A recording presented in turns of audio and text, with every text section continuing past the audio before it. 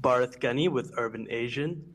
Hey, Jumping right in, I have to say, this is hands down one of the best shows I've ever seen, Oh, in my life. heck yeah, man. you are Well, approved. You may continue. You are now our friend. Thank you. I appreciate that. I mean, it's got the classic DMC one-liners. It's dark. There's like a little origin story in there.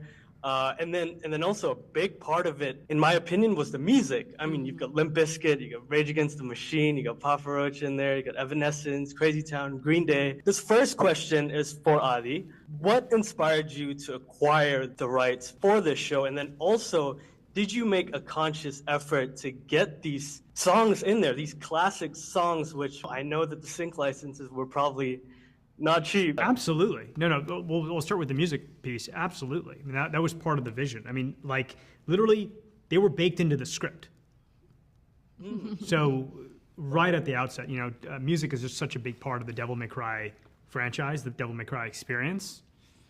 And a lot of this was the kind of music I was listening to also when kind of formulating this, right?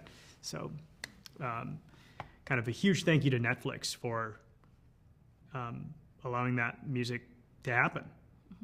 And why Devil May Cry? I can just give you a rambling 5-minute answer, but at the end of the day, I'm a fan, and I wanted to make something that was catering to my inner fandom. And it's a weird thing being a fan of things, because in a way you're like kind of giving your heart to a corporation, and sometimes the thing you're a fan of continues. Sometimes it goes away.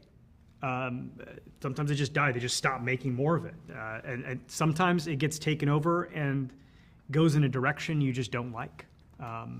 And becomes something else, right? I mean, the fact that the X-Men animated series when I was a kid ended was like devastating.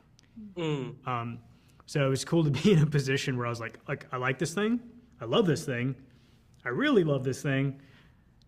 Oh my gosh, I'm in a place where I can make sure that there's more of it.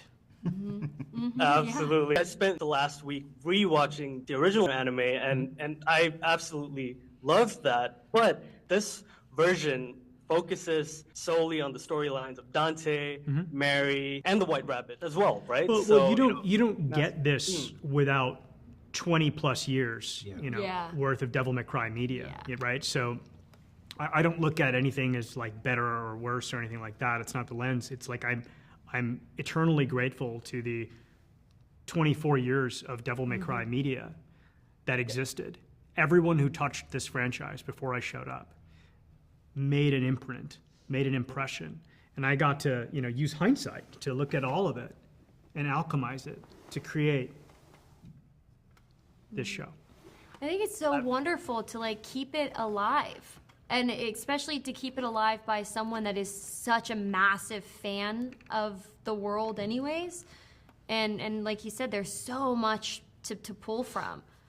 I mean, I think it's like to appreciate that DMC, as a whole. It doesn't take away from it either. No. I think we're enriching the franchise. We're just giving it more. I think the fans are going to respect that, man. Yeah. Not letting it die, baby. Absolutely, keeping it alive.